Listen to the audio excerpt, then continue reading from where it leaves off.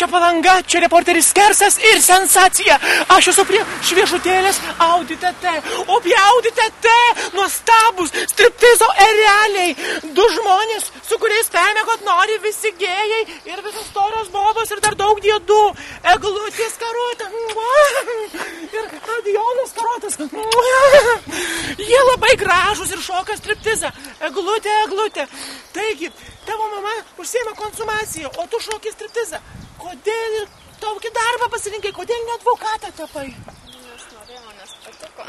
Nes norėjai, nes patiko. O kas patinka labiausiai tame striptize? Kodėl ne konsumacija kaip mama? Šokti labiausiai patinka. O konsumacija ko bloga? Man nepatinka bendrauti su žmonėmis. Eglutė, per dieną uždirbi kiek pinigų? Nu, apie 200 eurų. 200 eurų per dieną, jinai gali nusipirkti bet kurį stačioką lietuvį. Kas geriau, stora boba ar plonas ir lieknas gėjus? Svarbiausia, kad... Gera širdis būtų. Ne, kad mokėtų daugiau. O vat tavo kelnių turinį už kiek gali paliesti storos bobos? Negalima išvis liesti. Tavo tas daiktas neliečiamas. Neliečiamas. Neliečiamas daiktas jo kelnėse. O eglutės kelnių turinį už kiek gali liesti seni diedai? Irgi negali liesti. Negali liesti, kodėl? O jeigu pasiūlys 50 litų? Tai gali liesti. Ne, tikrai negali. Tik aš galiu liesti. Tikrai.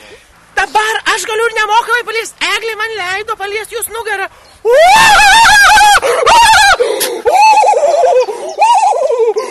Parašyta pas ją.